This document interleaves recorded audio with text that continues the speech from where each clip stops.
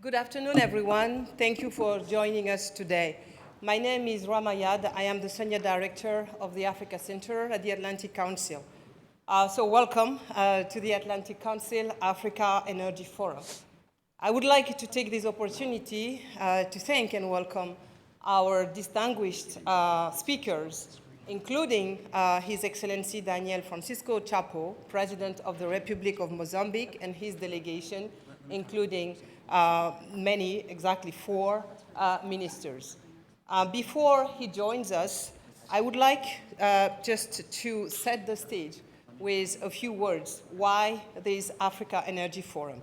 This event serves to ensure Africa remains high on political agenda, recognizing the endless opportunities to build an interdependent relationship that can benefit all sides, both sides of the Atlantic. This forum follows several public and private events hosted by the Council on critical minerals under Aubrey Ruby leadership, our senior fellow, the conflict and opportunity in the Democratic Republic of Congo, the Lobito Corridor, and more. The focus on Mozambique today is a particularly important topic because Mozambique is an important partner for the United States and more, because a compact has been signed very recently with the Millennium Challenge Corporation. Natural gas is also an important industry in Mozambique and critical to Africa's energy transition, the focus of a newly released report by the Africa Center. And I would like to take this opportunity to thank the 2 authors of key reports we are launching today, Dr. Rebecca Katz and her team from Georgetown University, and Neil Ford for gas, for one, and for the other one, health and mining. Now more than ever, critical minerals have become key discussions to energy security and achieving supply chain independence from everyone in Africa. We've seen the momentum on critical minerals sustained across the most recent and current administrations, one of the few issues to remain increasingly relevant.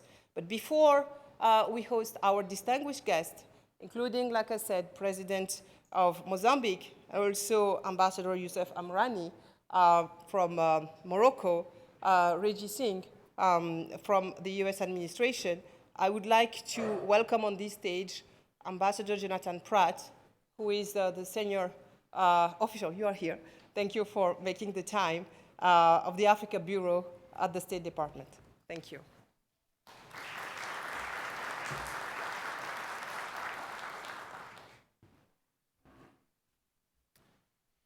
Good afternoon, everyone. Thank you so much for the kind introduction.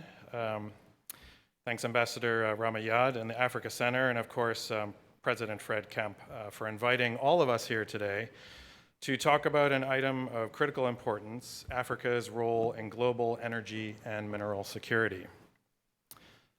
More than 600 million Africans still lack electricity. At the same time, Africa holds the resources and opportunities to help close that gap while fueling the world's energy needs.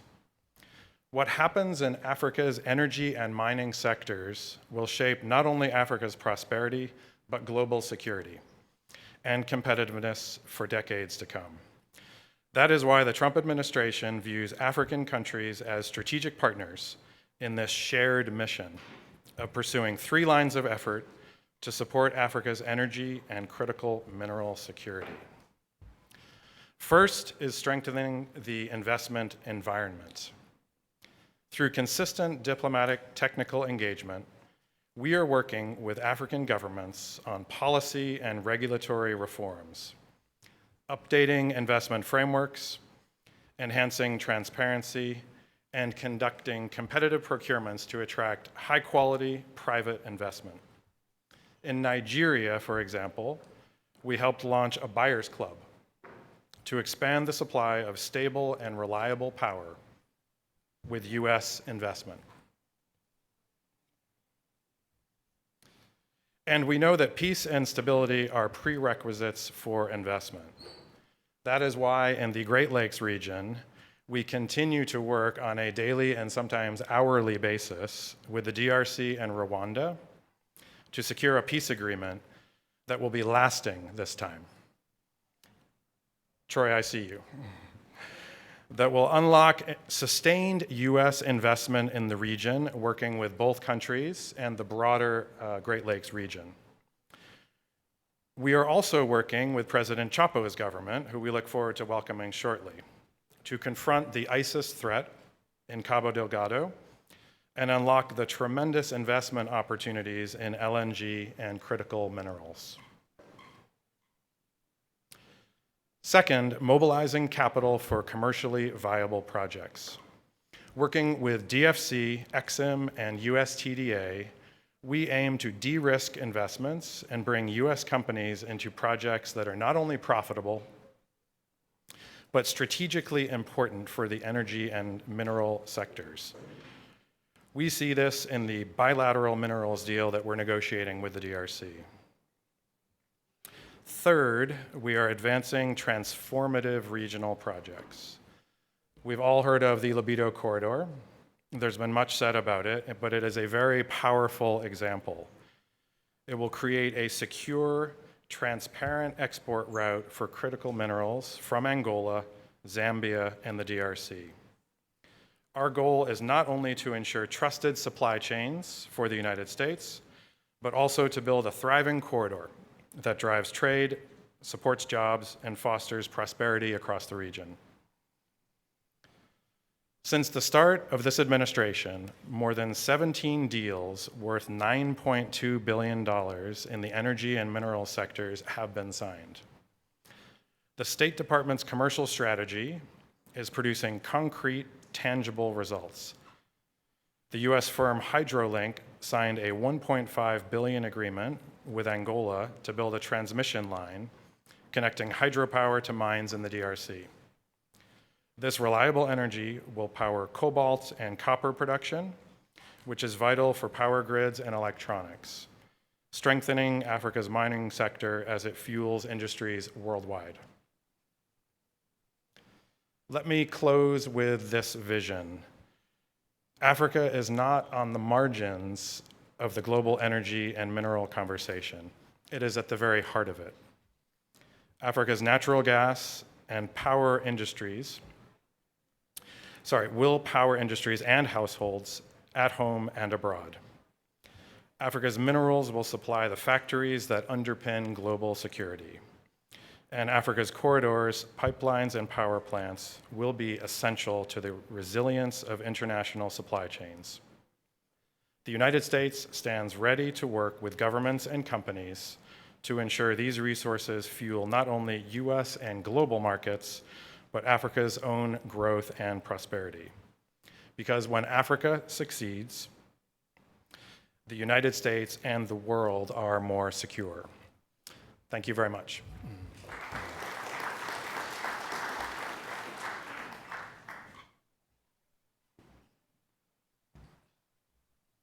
Thank you very much, Ambassador Pratt. I think it's one of your, maybe the first public appearance, and at least at the Atlantic Council. So I would like to thank you for making the time and sharing these insights. I'm looking to see if we can greet now the President of Mozambique. I don't think so. So rather than speaking, I don't know how many minutes, I would like to just welcome Aubrey Ruby and Ambassador Amrani on the stage, so they can start a short fireside chat about Morocco's strategy in the energy sector, knowing that Morocco is one of the key countries, a great partner for the Africa Center. Very recently, we hosted Mrs. Ben Kadra, who is in charge of this energy sector in Morocco, and we are so glad to have the opportunity to share more about Morocco's strategy on energy. Thank you. Thank you, Rama, and thank you all for making time to join us this busy, busy week. It's really my pleasure to be up here with a champion for Africa in Washington, Ambassador Amrani from the Kingdom of Morocco. It's also my pleasure because I want you to all join me in wishing him a very happy birthday. He chose to be here today on his birthday. Ambassador, give us a view on Morocco's role and the way the country is supporting the development of the energy sector in not only Morocco, but the region as a whole. Well, thank you very much for inviting me. Ambassador Pratt, thank you for being here, and thank you for mentioning that for the Trump administration, Africa is a priority, and we are glad to see that happen. Two, I would like to thank the Atlantic Council and its Africa Center for making this opportunity to talk about one of the major issues and priorities for all African countries, which is energy. Energy for us is the backbone of development, and no country today in Africa can grow without energy. And as Ambassador Pratt was saying, over 600 million of Africans live without electricity. So this is not only a development gap, it is also a moral challenge. As far as Morocco is concerned, Morocco embarked on a clear energy strategy since 2009 to reduce dependence or imports and build resilience. By 2030, 52% of our electricity will come from renewables. Yeah, I've seen the giant solar field. It's really stellar. If you guys can Google it and see Google Earth, the project in Morocco is just unbelievable in terms of harnessing the power of the sun. Exactly. And also, this has come within the strategy, not only energy, but about interconnected networks in the Western Africa region. This is an initiative by leaders by His Majesty King called the Atlantic Initiative that connects not only energy networks, but also other networks. And we want to play a hub towards Europe. But one of the major projects, or two major projects, the first one is the Nigeria-Morocco gas pipeline.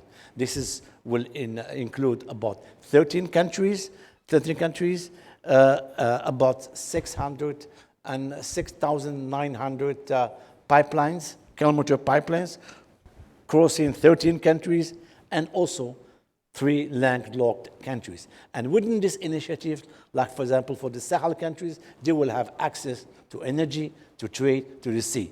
And this is this ambitious progress that Morocco today is working on with the partners, in partnership with many African countries. Yeah, that Africa Atlantic gas pipeline is one of the most ambitious projects on the continent. And we at the Africa Center have been very interested in the role natural gas plays in terms of the development of the energy sector in Africa. In fact, we're launching a new report by Neil Ford actually at this event, and you'll be able to download it on natural gas and the role it plays.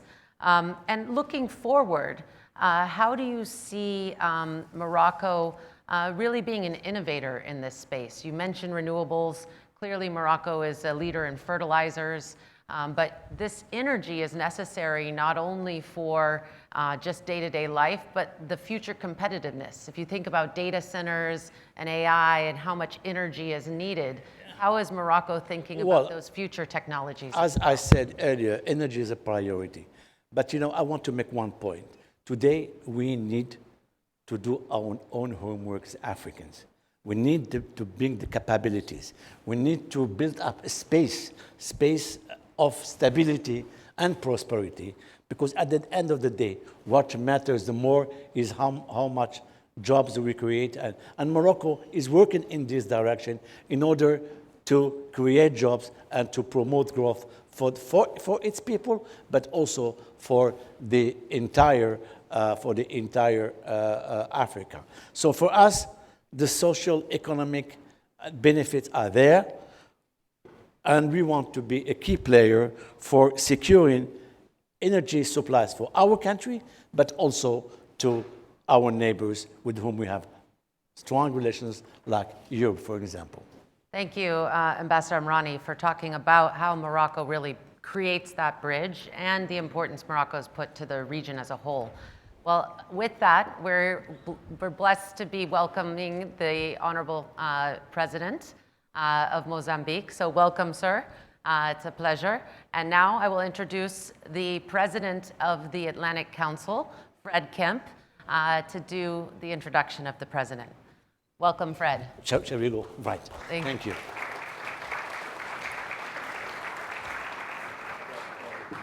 As always.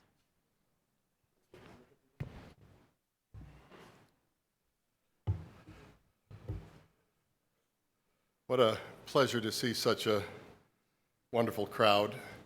And congratulations to Ambassador Ramayad and the Africa Center on this forum.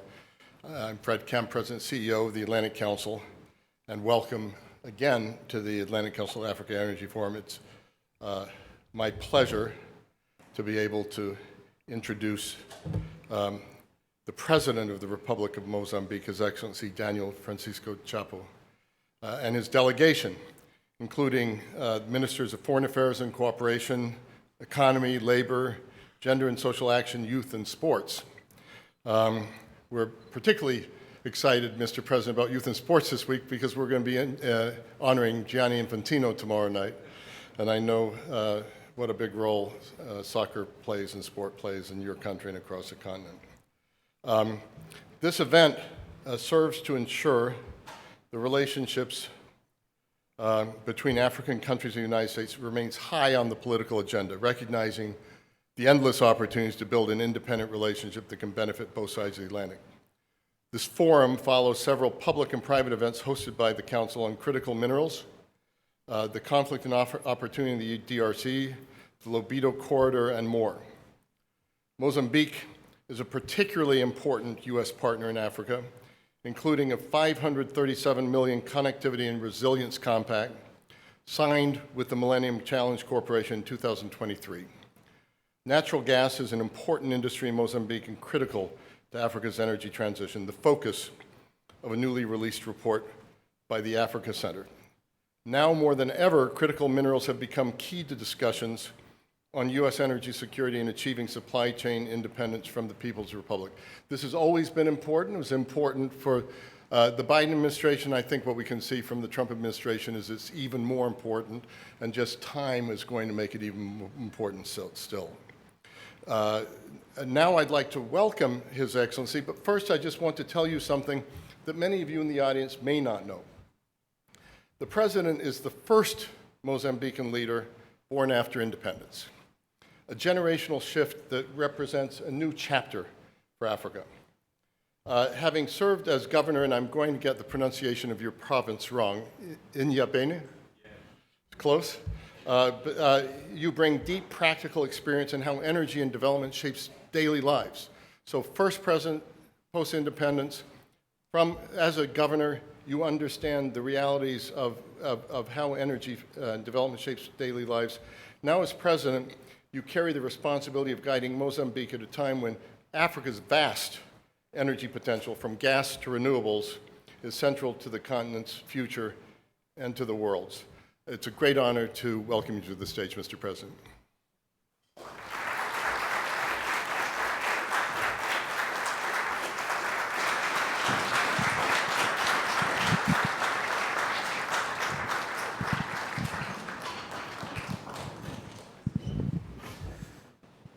May I sit?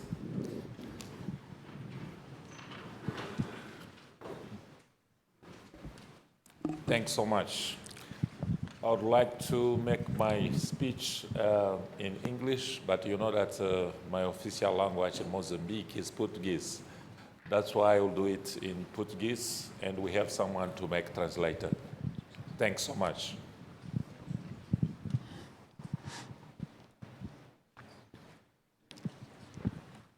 Senhora Madam Frederick Kemp, President and CEO of Atlantic Council.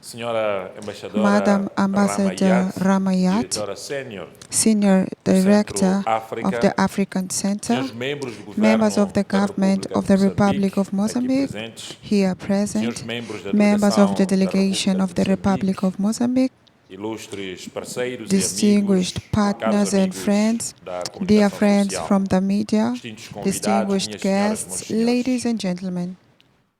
It is with a deep sense of responsibility that we would like to express our sincere thanks to the Atlantic Council in the person of Mr. Frederick Kemp, its President and CEO, and Madam Ambassador Ramayad, Senior Director of the Africa Center, for the opportunity to come here and share the Mozambique's vision on the strategic role of energy in the development in Africa and in the world.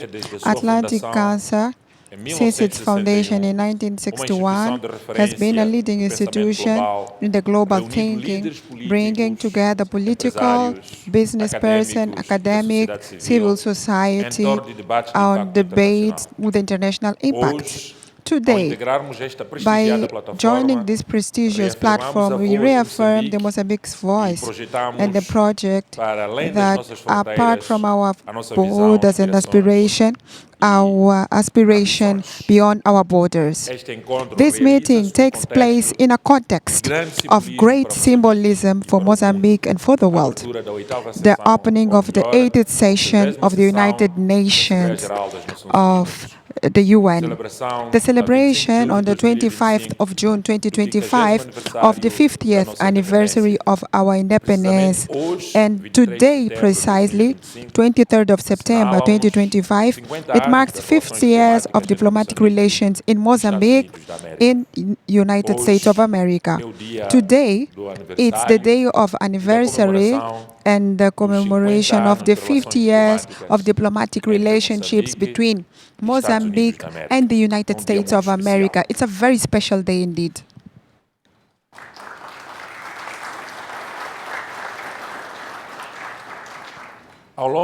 Throughout these 5 decades, the United States of America has been a constant partner, active and supportive, supporting our efforts to reduce poverty, promoting health, education, strengthening security, democracy, and building sustainable development.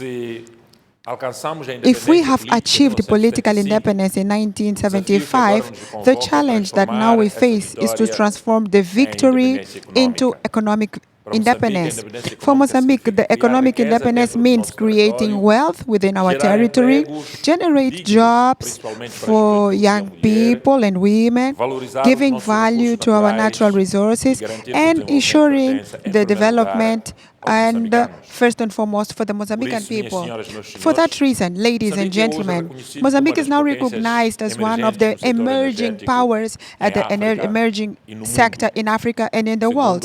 According to Africa Energy Outlook 2024, Mozambique Special Report, our country could account for 20% of the African production by 2040, ranking among the 10 largest producers in the world for gas. This potential has already been translated into concrete actions. In Temani, in Yambani province, we have built the largest power station constructed in the post-independence period with a capacity of 450 megawatts through natural gas. In Pandankua, we are moving forward with preparation of one of the most powerful hydropower stations, which will add 1,500 megawatts to our national and regional capacity. The Kawarabasa hydroelectric plant, the symbol of our sovereignty, is undergoing modernization, rehabilitation, expansion, and we are going to build the power station in the north to enhance reliability and expand its contribution. At the same time, we are diversifying our energy matrix with robust investments with solar, wind, and thermal energy. With these initiatives, Mozambique is consolidating the foundation to become a true hub regionally, serving industrialization in the southern sun. For that reason, ladies and gentlemen, dear guests, energy is not just the end, it's a way of transforming the life of their citizens, industrializing Mozambique, generating employment for millions of young people and women, promoting the empowerment of women, creating manufacturing industries, and reducing the poverty of the Mozambican people. That is the reason why we have introduced structural reforms in the mining, oil, and energy legislation for development. We want to process at least 30% of strategic minerals by 2030, ensure that we keep at least 25% of the gas to the domestic market, making sure that we use it for added value. We also want to establish mandatory participation of national companies in major projects, strengthening the local economy and promoting Mozambican entrepreneur capacity. We are also investing in the training of national staff in close collaboration with the private sector and academic institutions, ensuring that Mozambican youth can become skilled jobs and make sure that they become in the leadership in the strategic sector. Our National Compact of Energy plans to raise around $12.6 billion by 2030, of which $8.7 billion will come from the private sector. This is an open invitation for investors in America, governments, multilateral institutions that are here today. Africa is the continent that least pollutes, but it's the most vulnerable to the climate change. We therefore call for your active solidarity in financing for energetic transition, supporting to climate adaptation, and strengthening resilience in our community. However, Africa is not just a continent of challenges, it is also the continent of solutions. It is the future when it comes to the reserves of cobalt, copper, graphite, lithium, and we have other critical resources with us. We do have resources that the world needs to build resilient value chains in Mozambique. In Mozambique, we do believe that it's possible to transform these resources into African batteries, where we're going to have African vehicles, African green industries, not only for Africa, but also for the whole world. The energetic future in Mozambique is inseparable from the Africa future of Africa and the US. The Africa's future cannot be separated to the future of the world. Mozambique is ready to work side by side with our African neighbors, with our United States of America brothers and sisters, with our multilateral partners, and with the global private sector. We want to transform our potential into shared prosperity based on climate justice, social inclusion, and sustainable industrialization. We believe that energy can become the bridge that is going to take us to the independence with a true reconciliation, peace, development of the country, making sure that we have the progress and human dignity for the Mozambicans. Before I conclude, I see some people are not listening to translation. I'm going to try to use my English for that matter. I don't speak English very well, but I understand better than I speak it. I will try to explain what I said during my speech. Mozambique is Africa, and we are here to talk about energy sector. We have a good location. That's why now we are working about energy sector. We have many potential. First, in hydropower. We have Kawarabasa hydropower in Zambezi River. And now we are working to do second phase of Zambezi hydropower. And we have a new project, we call it Mpandakua project, to build the new hydropower in Zambezi River. And now we have many projects in oil and gas. Now we are working with 3 companies. First with here Eni. This is Italian company. And first project, Coral South, we have some investment like $7 billion. And now we approved the second project of Eni. We are calling Coral North. It's something like $7 billion. We are talking something like $14 billion. The second project, we are working with Total. This is French company. Is a leader, but we have Japanese companies, Mitsui, Indian companies, and main company inside of this project. This is the project of $15 billion in Cabo Delgado, Mozambique, and the last project we are working with Exxon. Exxon, this is American company. This is the biggest project in Africa. We are talking about $20 billion. All the project is something like $15 billion in Mozambique. We want to say thanks so much, American government, because I think that 3 months ago, U.S. Exim Bank approved something like $4.7 billion to make investment in oil and gas in Mozambique. Thanks so much.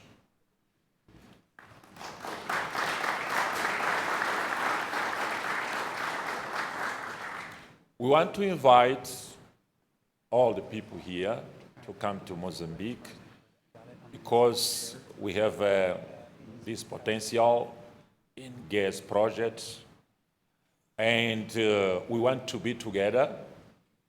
We are here.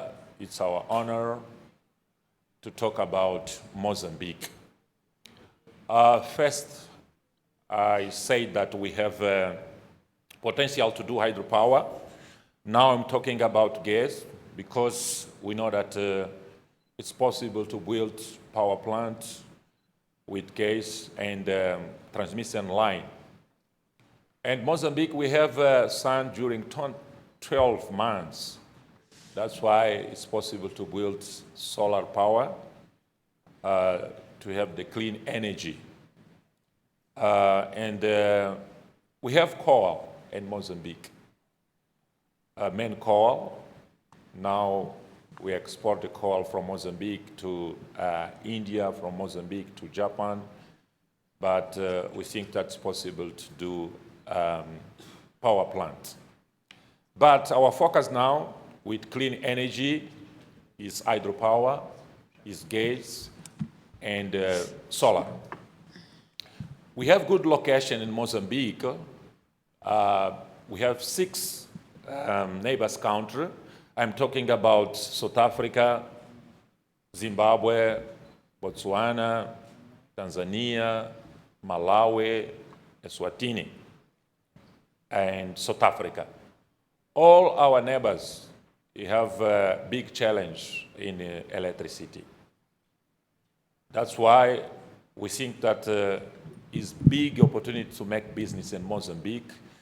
I'm talking about it because we have assets in Mozambique to do hydropower, power plants with gas, transmission line from Mozambique to export electricity from Mozambique to South Africa, from Mozambique to Eswatini, from Mozambique to Malawi, Zambia, Zimbabwe, Tanzania, all the neighbors countries.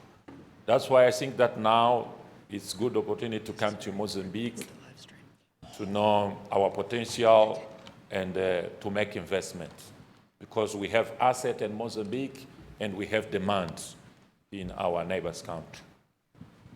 We are very happy to be here to talk about it, and I want to invite all people to come to Mozambique. And with your permission, let me to talk about, in 1 minute, about tourism in Mozambique. Mozambique is paradise. We have something like 2,700 kilometers coastline, beautiful islands. The best seafood of the world is in Mozambique. The best prawns is in Mozambique. And main conservation area. That's why I'm very happy to be here to talk about tourism. But I am stopping now because we are talking about energy. Thanks so much. God bless.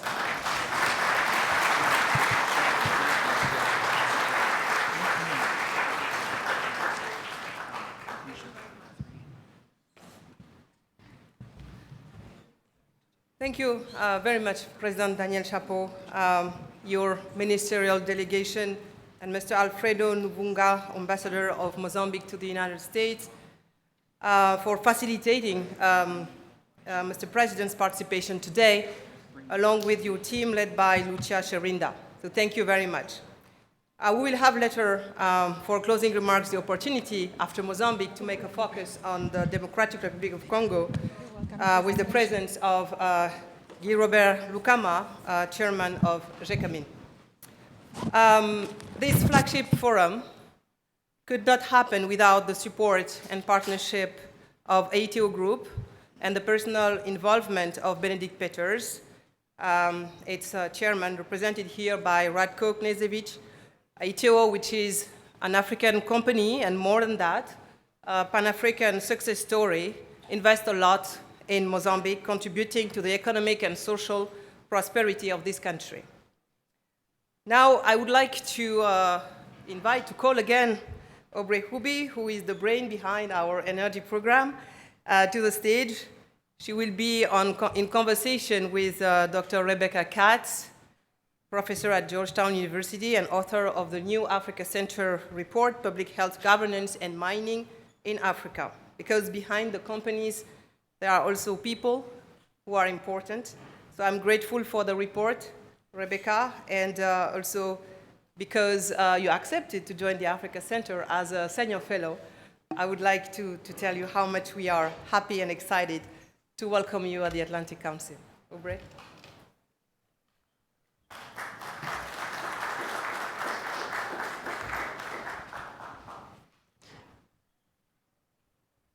Thank you again, and I hope we all can enjoy Mozambican prawns for lunch later or dinner. So unfortunately, we didn't get a special shipment, but we'll have to go to visit. As Ambassador Yad said, Rebecca is the author of a report that we're officially launching today, and it really looks at the intersection of mining and health. As part of our task force on critical minerals, we look at a lot of different issues that impact the mining sector and look for solutions and recommendations that various stakeholders can implement. So Rebecca, what is this complex relationship between mining and health? How do you see it? Well, first, I'm really delighted to be here. And I think the fact that we have this opportunity to even talk about public health at an event that is focused on energy and critical minerals, I think shows that there is an opportunity with some of the renewed interest to truly embed public health protection and population health into some of the mining operations. And I want to say this is a part of a larger conversation that is happening around the world on the role of private sector in supporting population health and disease surveillance and outbreak response, particularly as public funds are becoming more scarce. So it's requiring us to think a lot more creatively around what has traditionally been public functions, but as that becomes more difficult, to think about what the roles and the opportunities are for maybe non-traditional sectors to be more engaged. Yeah, particularly as there's an adjustment post the kind of unwinding of USAID and what happened in terms of many countries looking for local resources, whether it be government or private sector, to fill some of those gaps. But historically, mining companies had a lot of activities in things like education and health, so it might not be as new to the mining industry. Right, and I think And in fact, actually, in some locations, as many of you might know, the mining companies are providing more health care to populations than governments in a given region. So there is a lot of history of engagement. But that being said, this is also a dangerous business for workers and communities. I mean, there is the mortality rates among miners and ex-miners are approximately 20% higher than the non-miners with comparative demographics, right? So there's injury, there is illness, there is prolonged exposure to material, there is sometimes inadequate protective equipment depending on the mine itself. There's respiratory disease, and in addition to some of the direct impacts, there's also indirect as well. The majority of emerging infectious diseases are caused by spillover events, so it's a disease from an animal jumping into humans. And that happens in the intersect between the animals, the humans, and the environment. And mining is changing the environment. Right. And you can map out the changes that are happening to the increased risk of these new spillover events. And in fact, there are 6 emerging disease events, including Marburg and Ebola, that directly link to mines. Mm-hmm. So there is a real threat at the same time, again, that there's opportunity to lean in and do not just what has been done in places around the world, but to do more. Especially because, I mean, mines are in very rural areas, right, where a lot of traditional services don't reach. So in that sense, it is an opportunity.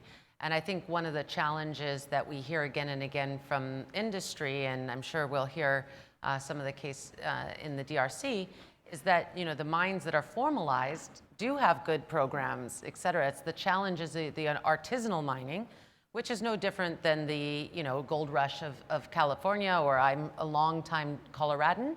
So in Colorado, there were many, many challenges with artisanal mining. And sometimes when we talk about it as if it was just invented somehow or only happens in emerging markets. But you know, it was a process that happened in this country as well, with all the related health events with it. Yeah, I mean, so we could take all the time and we could list all the problems that are associated with population health. But we have a saying in epidemiology that surveillance without response is just documentation of misery. And so what I'd love to do is actually talk about things that you can do, what some of the response could be. And again, I think that there is a real opportunity at this moment in time. There is an opportunity to use, there's been mentioned already, the Libido Corridor, there's other development projects, and these are spanning multiple political jurisdictions. That in and of itself can be an opportunity to be thinking about opportunities for cross-border disease surveillance and for information sharing platforms. There is an opportunity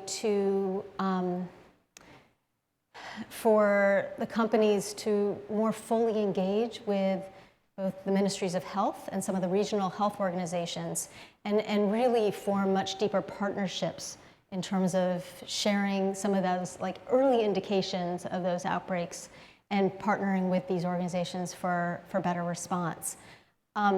There is an opportunity to institutionalize in a way that really hasn't been done before the health impact assessments. So this has been around for a long time, but it's never been institutionalized as a requirement in national mining codes or regulatory frameworks. And that in and of itself might actually help a great deal. There's opportunities to integrate public health into some of the corporate social responsibility frameworks and thinking about, you know, basically leading industry association guidance. To double down on that provision of care and to really lean in on providing health care as well as the public health aspects to the community. And I think honestly, even just being able to, as mining is becoming more important, as you're having new stakeholders who are engaging and new investors, to be able to have these discussions at events like this. I know I'm not talking to a room of public health people, and that's okay.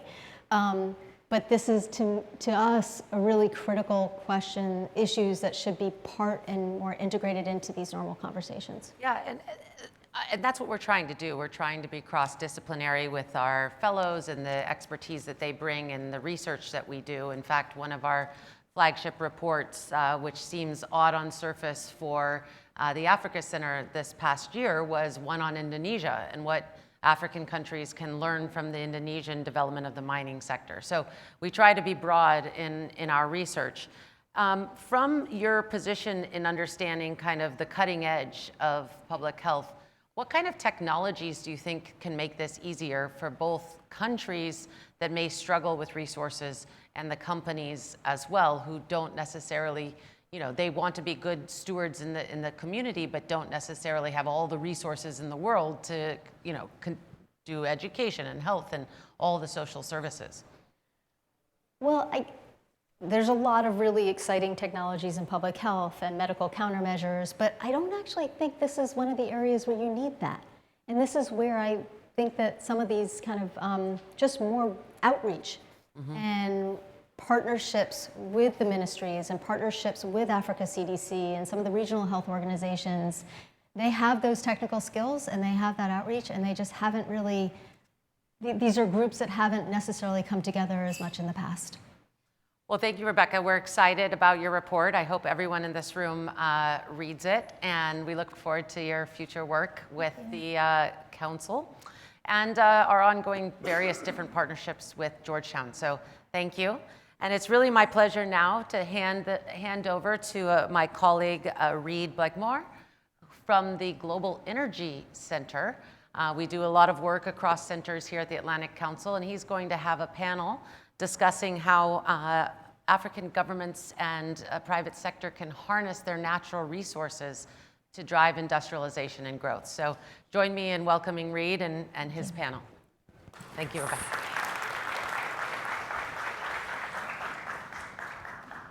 Hopefully that did the trick.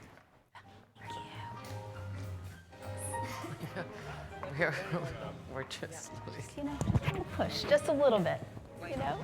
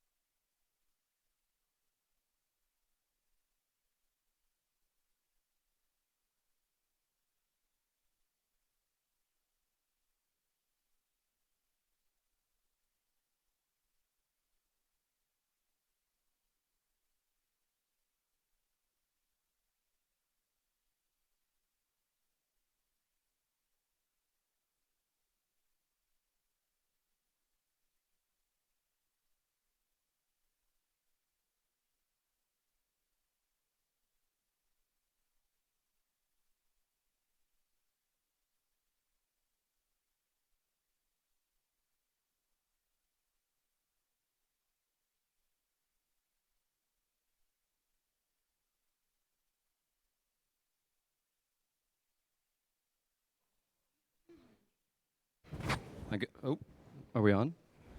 Okay, I think we've just about maxed out the number of chairs we can fit on this stage, so we might as well get started. Good afternoon, everyone. My name is Reid Blakemore. I'm the Director of Research and Programs for the Atlantic Council's Global Energy Center. Thank you to the Africa Center and Ambassador Yade and the entire Africa Center team for having this event, letting the Global Energy Center participate. And I think this panel providing an opportunity to really dive into some of the details around what we've talked about at the margins for the past few minutes here at this conference, which is recognizing that this is a region with immense resource wealth, immense potential as it relates to economic development, but also immense need as it relates to the urgency of energy access. And that leaves us with a very profound challenge of how we leverage government-to-government partnerships, industry partnerships to unlock Africa's natural resources in a way which advances economic development and energy access, but also allows the continent to play a role in this rapidly evolving energy story we see around the world, where we see immense need for increased energy, we see significant supply chain stress when it comes to critical minerals. And so I really want to take the opportunity to dive into each of those issues with each of you today. The panel, which we've assembled, is actually perfect to discuss this. I'm joined by Katie Auth, the Policy Director at the Energy for Growth Hub, Jeffrey Krilla, the Vice President of Global Public Policy and Government Affairs at Cosmos Energy, Reggie Singh, the Acting Deputy Assistant Secretary in the Office of Energy and Critical Minerals at the State Department, and Ayatollah Jagoon, the Executive Director at Owando. So thank you for joining us. Katie, I'll start with you. And I think it's important that we start with this fundamental question around energy access in the context of this resource development. We're still looking at a situation where we have 500 million people still lacking access to electricity. When we think about the resource potential on the continent, what are the main barriers that you see preventing the universal energy access across the continent? And what are the policies and partnerships that are proving particularly effective that we should draw upon to really make that energy access a reality? Yeah, thanks, Reed. Great to be here, everyone. Thanks to the Atlantic Council for having us all. I want to start by sort of pushing us to think a little bit differently when we talk about access. So this 600 million figure gets thrown around all the time. There's 600 million people without access to electricity. That is true. But when we talk about energy poverty, I want us to speak more broadly than that. Access is not the end of energy poverty. So when we talk about the end goal, I think we should be aiming for power that is reliable. Right now, 100% of Nigerian businesses report having to rely on a diesel generator for backup. We need power to be affordable. Right now, African firms pay roughly twice on average what American or European firms cost for electricity. There's no way to be globally competitive when that's what you're paying. We need power to be clean. So right now, 2 billion people around the world use traditional biomass for cooking with all sorts of negative health impacts, especially for women and children. And we need power to be abundant. If you look at how much the average person in a country like Ethiopia is consuming per year of electricity, it's about 200 kilowatt hours. That's about as much as your refrigerator uses at home. So there's just such disparity in the scale and volume of consumption that we need to be honest about. You asked about barriers, Reed. And I'm going to talk specifically about sort of the role that US government and development finance institutions can play in this space, because that's what my work focuses on and the world that I come out of. And I think there are 3 barriers that have not gotten as much attention as they should in these conversations. First is power utilities across the continent are largely bankrupt.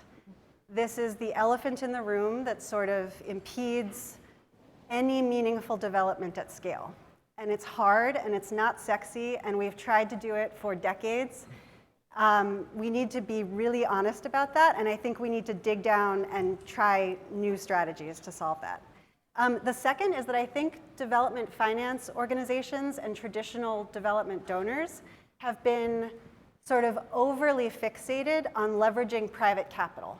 So the mantra for the past decade has been, we're going to leverage billions of dollars into trillions of dollars. And in the power sector, that works pretty well in the generation space, where you have IPPs who want to come in and invest. It doesn't work in markets that don't have a pipeline of viable projects waiting to be invested in, and it doesn't really work in countries where there's a lack of public infrastructure that's sort of standing in the way before private capital can come in. And then I think the third barrier is obviously sort of the development world has been turned upside down in the past year. So that's the last point I would say, is just that last bullet point about the disruption that we're currently facing. I used to work at USAID. I know firsthand how disruptive this has been. I think we need to use this moment as a piece of disruption that sort of shakes us out of our complacency and makes us think about these challenges in new ways. And we can't rely on the same old actors and the same old solutions. We really need to think differently. And that's what I hope we can start to do today. There's an opportunity for creativity, it Yeah, feels, there has to right be. now. And perfectly. That creativity, there's an urgency to thinking creatively. But you also mentioned that this comes down to project development and making these projects actually happen. And so I want to use that as an opportunity to turn to Jeff. Cosmos has played a key role in oil and gas projects off the coast of Ghana, Mauritania, Senegal. Can you walk us through the role that these projects have played in shaping the region's place in global energy markets, but also how they correlate with this idea around needing to make sure that energy and natural resource development positively impact local economic development and growth? Sure, I'd love to, Reed. And thanks again for the invitation. Thanks to Ambassador Yad. The Atlantic Council always does such a good job. At Cosmos Energy, we're very passionate about partnerships with our host governments. And I think we can use these, both Ghana and Senegal, Mauritania, as case studies for, honestly, how to do it right. We've had very willing and able partners. Let's take Ghana, for example. We found oil there back 20 years ago. And in the 20 years we've been working there, we introduced a new hydrocarbon province. Ghana is very much a world player in the oil and gas sector. And they've been a good partner for us. And I think it's, you're looking at them having great influence globally, but really being a good partner for us. They are very reliable, they're very transparent, they're very committed technically. So there's a good example there of a country that back 20 years ago had 50% electricity access. And now here we are 20 years later, they're up to over 90%. And I think that is a credit to the government and how to use the revenues that came from oil and gas. It's a credit to the companies that are working there, of course, being reliable partners. But I think Ghana is a good case study in how to do things right. Fast forward to Senegal, Mauritania, with LNG was discovered by Cosmos back in 2014. And it was very much, a new terrain, a new area to access. We had governments that had not historically worked all that closely together, that were brought together on a discovery that was exactly on the maritime boundary. That said, the countries have been very, they've benefited in the 10 years, even though we've only gone to production last year when we had our first LNG shipped. We saw, the revenues that came in through taxes from our operations, we're able to use for education, we're able to use for healthcare. We saw, we have a very much, there'll be a future of domestic gas production, which will bring low cost, low carbon fuel to both countries and be able to really leapfrog their economies. I expect if you're not paying attention to what's going on in Senegal and Mauritania, I would urge you to do so because they have fantastic potential.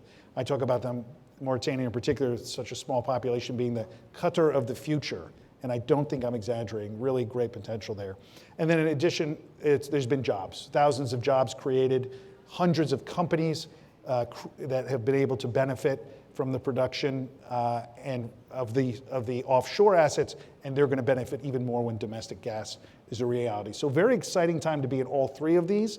The growth that we've seen in the economy and in government spending and education, healthcare. In Ghana, we've already seen in Senegal and Mauritania, and there's much more to come. So very exciting. That's great. Okay, so we got one part of the resource picture covered. Reggie, I want to turn to you to talk about the other part of this natural resource picture that we're trying to uncover here. And we heard from Ambassador Pratt that he said, and I wrote this down when I was listening back, Africa is not at the margins of this critical minerals story, right? It's at the center. Can you give us a little more color around the role that the continent is going to play in this administration's critical minerals strategy? We already have some really important touch points with regard to the Libido corridor, but what's next? And can you offer a little bit of almost tactical detail to how that's going to play out over the next several years, in your opinion? Sure, happy to read. So Africa, in a sense, is a new frontier. That might seem an odd thing to say, but if you look at the statistics, 30% of critical minerals resources are located in Africa. Yet today, only about 10% of global mining exploration investment goes to Africa. That's actually down from 16% of the pie from 2005. So in a generation, it's declined. So the Trump administration and by extension, US companies definitely want to be part of the story of changing that investment trajectory, really going back into Africa and showing how we can be true partners. Part of the issue here is obviously on the US side, we have a diversification strategy. No secrets here, we're just too reliant on China for some of our most critical elements. Part of the effort will be to reindustrialize, do more mining in the US, attract more investment in both upstream and midstream in the United States. That is the Trump administration's goal. But everyone recognizes that we're simply not going to have the volume or types of minerals that we need in the timeframes we need without working with partners around the globe. And so Africa is central to this. On the tactical sort of level, I think everyone in the room is aware of our ongoing efforts in DRC and Rwanda on a possible peace deal, on a regional economic integration framework, on a possible critical minerals deal. So a lot of moving pieces that have a lot of high-level diplomatic attention and at the highest levels from President Trump himself. That will continue, but the story is not just DRC and Rwanda. There's efforts ongoing. Mozambique, the president was just here. LNG is a key opportunity there. Exim has entered in a big way in Mozambique. There's also critical minerals projects in Cabo Delgado. Angola is also important. I'd cite a couple of data points on how the U.S. It will bring investment that is adjacent to critical minerals in infrastructure as well. We recognize that you can't just go in and dig up critical minerals. You need all the attendant infrastructure, including energy in place. So I'd note that, for example, in June, we had the annual U.S.-Africa Business Summit. About $2.5 billion in deals were signed in that summit, including a deal to fund hydropower on the DRC-Rwanda border, the Ruzizi project, which is projected to help build out mining as well. Some of that offtake or that power will go to mining projects. So there's a whole of government approach. There's a package we have on offer, but it's absolutely central to U.S. strategy on critical minerals that we're good partners with Africa. And of course, when you mention the attendant infrastructure that makes these projects successful, it's an approach where if you focus on the entire value chain of infrastructure development, that's actually where you have some very low-hanging fruit with regard to the wider economic development opportunities that come from U.S. partnership through these supply chains. Ayatollah, I want to turn to you because Owando, you're on the ground, right? You're Nigeria's largest gas player, right? What are you seeing with regards to how your company is navigating this balance of resource opportunity, but also economic growth. And then in the green room, we were also talking at length about the issues around financing and getting sufficient capital into these projects. So I also want you to have you weigh in on that feature of this conversation as well. Yeah, thank you very much. And thanks to the Atlantic Council for bringing us here to have a say as an indigenous company. We've been in the gas sphere, I would say, for the last 20 years. Oando, being a truly indigenous oil and gas company, has played in the downstream, in the midstream, and then in the upstream, so throughout the entire value chain.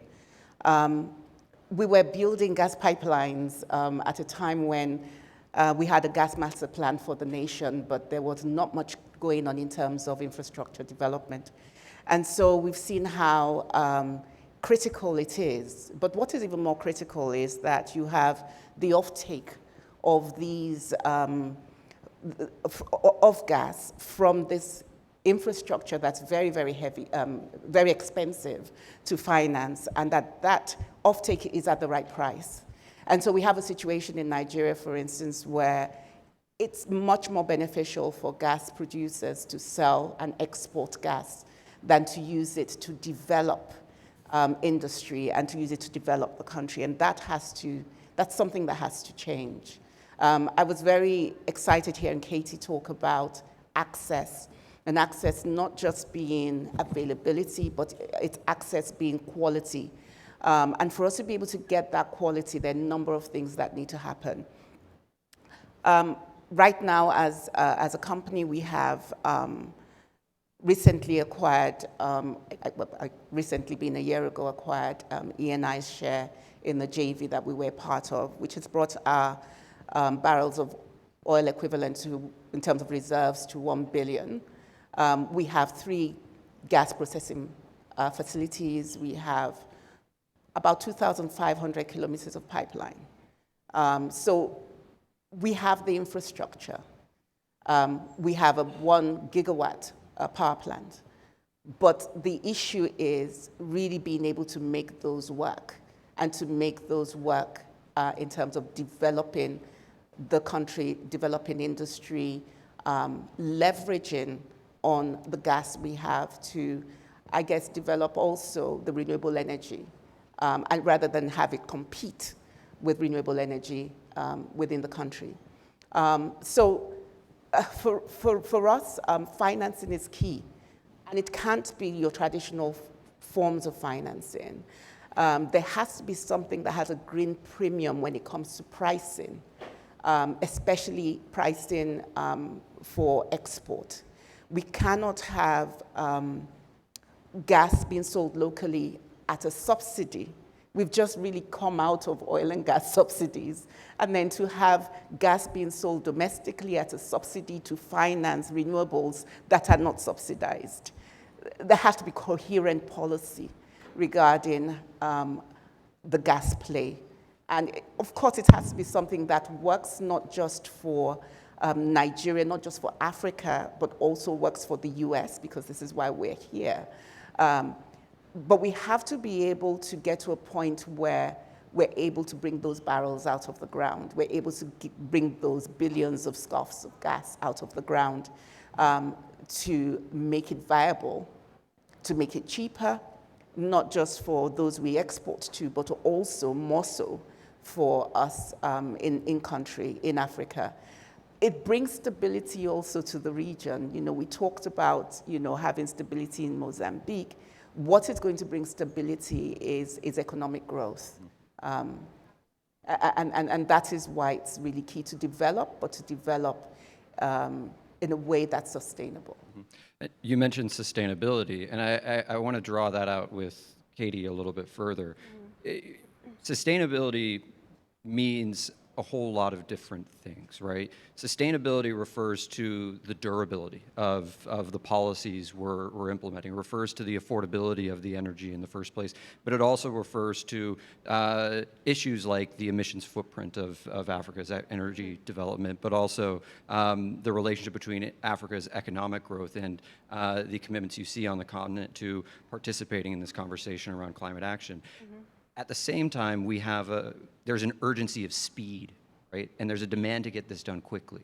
How do we square an approach or a strategy to developing Africa's energy resources, enabling that economic growth quickly, but doing so in a sustainable way where sustainability means a whole lot more than just the pure emissions footprint of the energy development in the first place?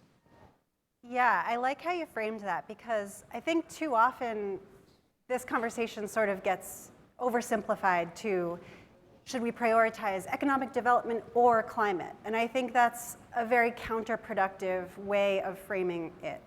So I'll start out by saying, if your primary goal, if you're a philanthropy or an international partner, if your primary goal is achieving massive short-term emissions reductions, African countries is probably not where you should put your focus.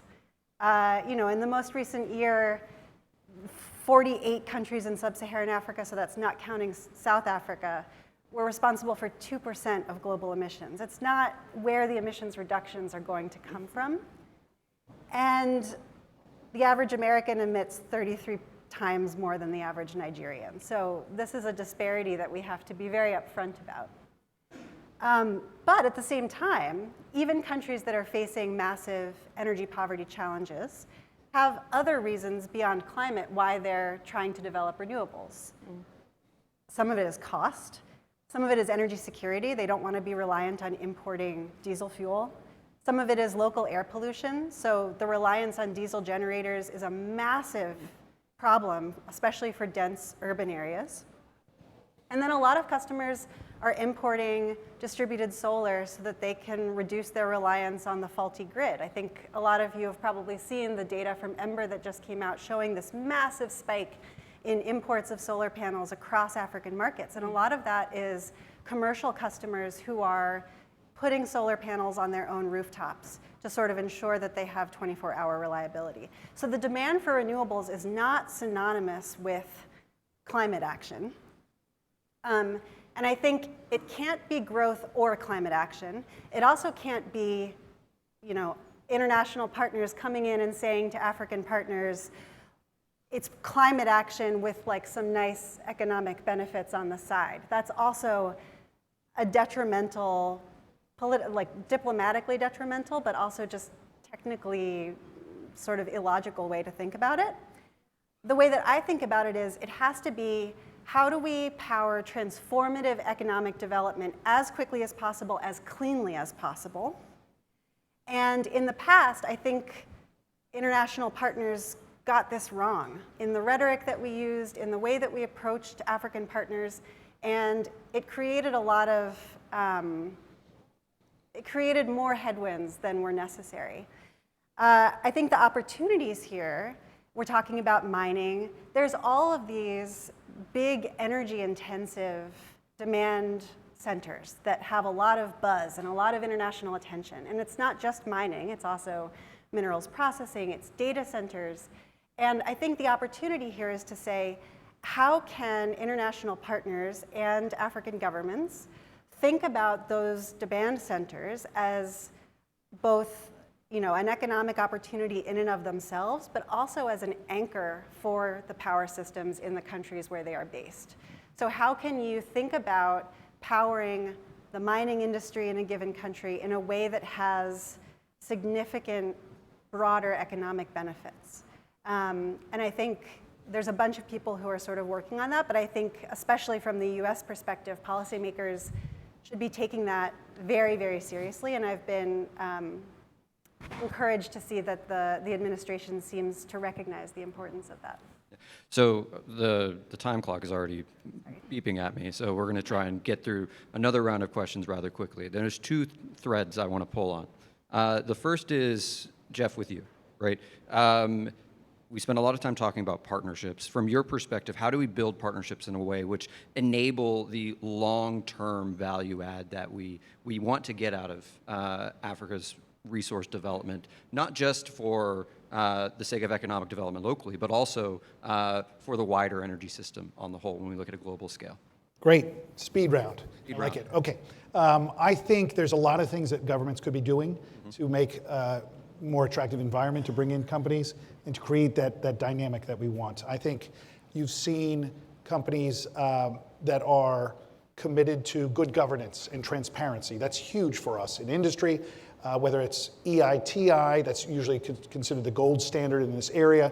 I think governments that find resources should quickly learn from best practices, and joining something like EITI is a good way to learn about what the expectations are for governments and for their corporate partners. I mean, it's not like all corporate partners are good partners. So I think that's huge: transparency, good governance, local capacity, local expertise. When we go into a new country, a country that has not yet had hydrocarbons, you may not have the expertise in country. Senegal quickly pivoted and created an institute for education around natural gas, and it was very impressive. We helped support that as well, but the government put real skin in the game there, and they see this as a generational resource. Turning natural resources into national resources requires investment. And then I think, just recognizing the vastness of the natural gas resources on the continent, along with the even more immense renewable possibilities that would be funded through these transition fuels. The possibilities are limitless for a continent that is just going up, up, up. And then, Reggie, we touched on this during your initial comments, but how we think about local value add in the context of these mineral supply chain partnerships that this administration is embarking on the continent.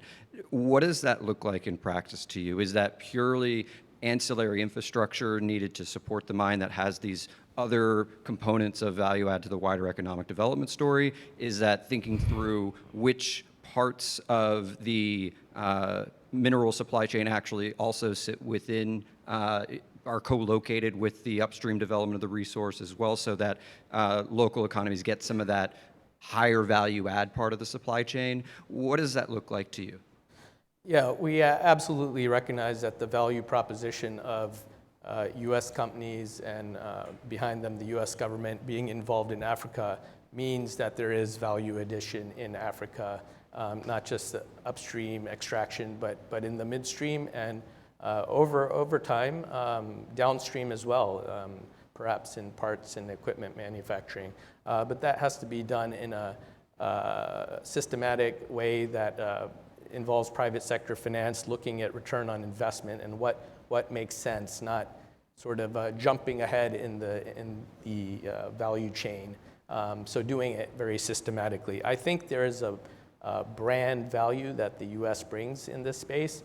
Jeff talked about Cosmos and all the value addition it does in the oil and gas space. When we talk to our African partners, they recognize that U.S. and allied Western miners, both large cap, but also mid cap and small cap, also bring a value proposition. Most of these companies are good operators. They hire locally at all levels of the corporation. They're interested in local beneficiation, local processing, local value add. They are concerned about their corporate brand, and so I think African countries have recognized that just like the U.S. needs to diversify our supply chains, they perhaps over 10 to 15 years have become too reliant perhaps on China for investment and need to diversify again and look for other partners as well to help bring more value addition to the African continent. Right, and then Ayatollah, I'm going to leave it to you to help wrap us up, and I'm going to give you the broadest question possible, which is, what are we not capturing right now in this conversation? And what is the message that you think we need to carry forward as we move beyond just this panel throughout the rest of our meetings here at UNGA and at Climate Week? Yeah, I would say African companies and Africans generally are switched on regarding the need to not just accept finished goods, like you mentioned, beneficiation and the importance of processing. We have, as a company, no shortage, because we're also involved in the mining space. We have a number of lithium licenses and bitumen licenses. We get no shortage of advances from companies, not just in China, but also in Europe, wanting to give us finished goods in terms of, partner with us in terms of solar energy. But we have categorically stated that it has to be, at the very least, an assembly play in country, and then we look to manufacturing. We've seen for the last year a number of Nigerian companies, indigenous companies, taking responsibility and doing these acquisitions of land and swamp assets from the international oil companies, from IOCs, Mobil, ENI, as we did, and Shell as well. So there is very much also the understanding that the expertise is there, particularly from a Nigerian point of view. You know, we've exported ourselves to all parts and all corners of the world and gained expertise, whether it's in terms of mining or oil and gas. And there needs to be that move home, back to Africa, to develop Africa. And if there is anything I'm really excited about, it's the US president's policy of saying, you know, really, let's shut the door and you know, let's get the expertise back to where it's really needed. So for me, that's a very, very important point in this debate.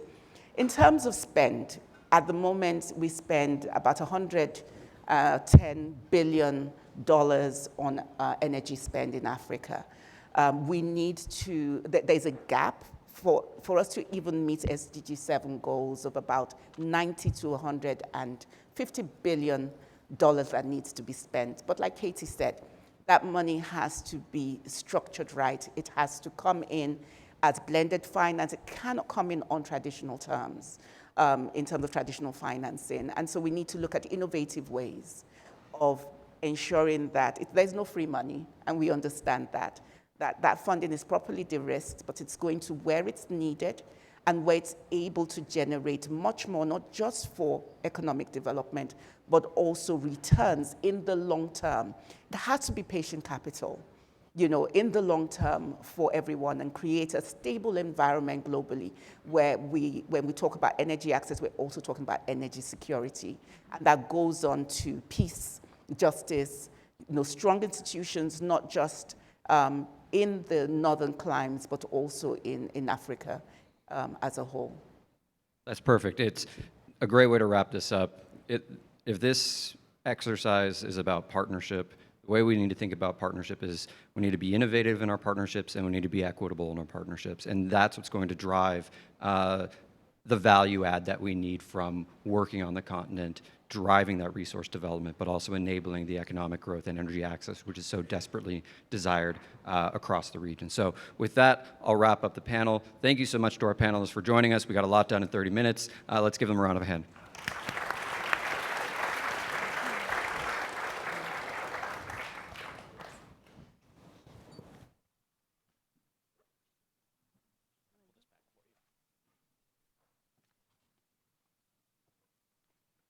Okay. Thank you.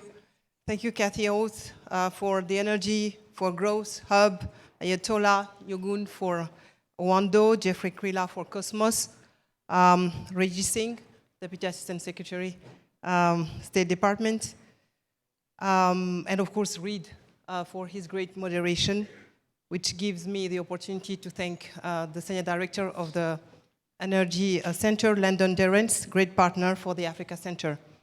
With these thanks, allow me to recognize those who helped to craft this forum at the Africa Center.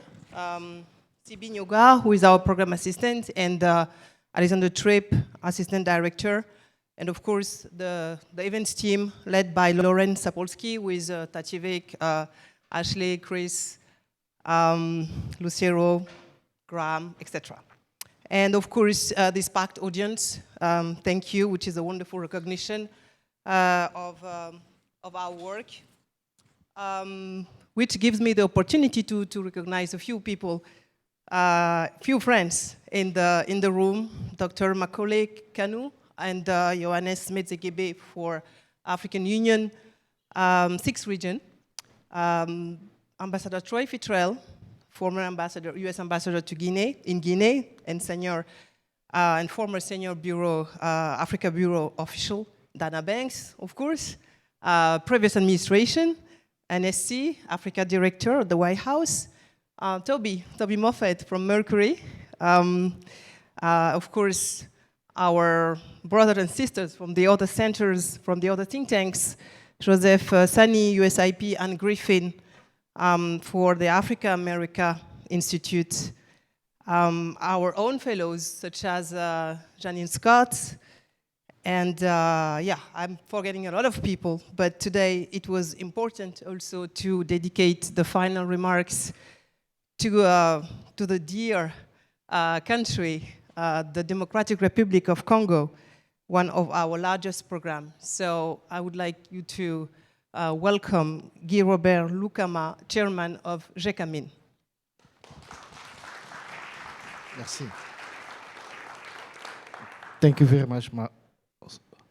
I want to thank Atlantic Council for the opportunity to deliver these closing remarks, and more importantly, to suggest the topics covered today, and to keep Africa on the height of the agenda. Thank you very much for that. I particularly want to recognize the leadership of Mr. Kemp,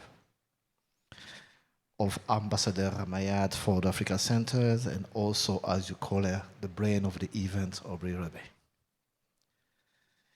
Critical mineral momentum today, as said by Ambassador Rama, is an opportunity for us to transform deeply our jurisdiction, who hosts most of key endowment of critical minerals. We should change the livelihood of local communities impacted by the extraction and the processing of critical minerals.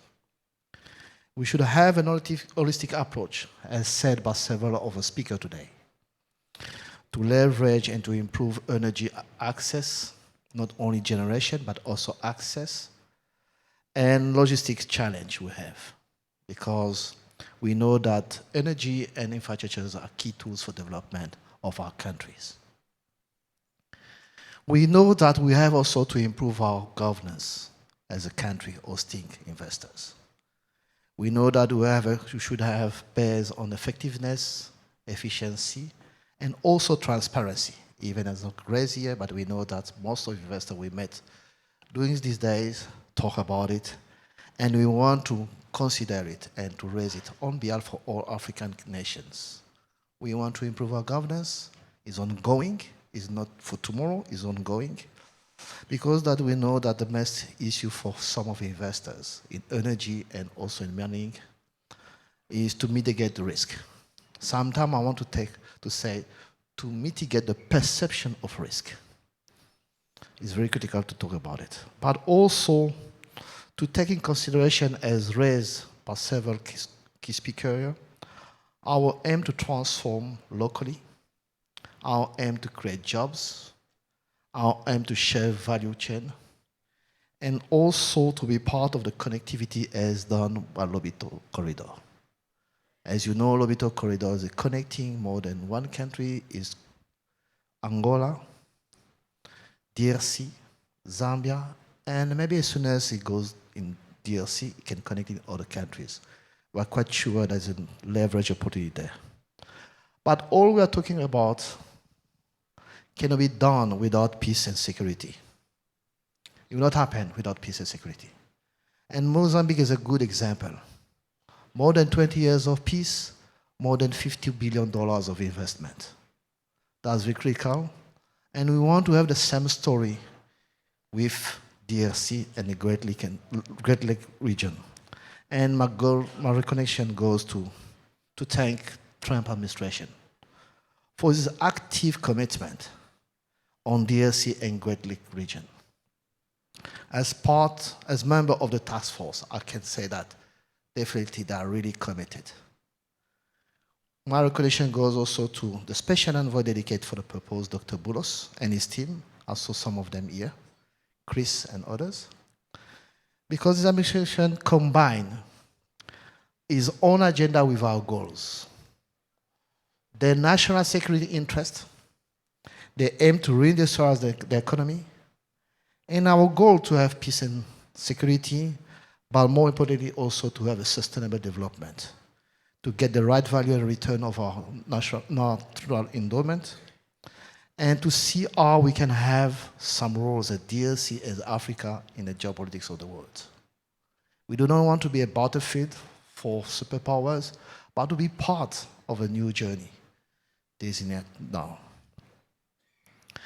As the word used by the Moroccan ambassador, we work on our own homework. And we know that Mozambique and Morocco shows today example of ongoing change. How we make our economy resilient, but open to the world, open to foreign direct investment. We want to share the value. The future of Africa cannot be separate of the future of the world, as said here. We want to be sure that everyone understands it and can share with us the same journey. I was impressed when they talk about the public health here about mining. Definitely is important to put in agenda. Not because we want just to tick the box of ACG standard or corporate social responsibility. No, just because it should be part of the master plan of public health in several countries. We cannot avoid to talk about the pollution of cyanide and mercury, for example, in the gold sector. We should take in consideration and challenge all the dogma we have in the public health to change the approach, not just as one box to tick, because we have ACG standard to comply with. It's beyond that. We should take in consideration the fact that we have a threat on decline of exploration expenses. We should review that because there are a lot of greenfield. Most of the endowment has to be discovered. It's not yet discovered. We're talking on less than 20% of the potential. And regarding the change expected on the energy, people have to work on it and to increase expenses for the purpose.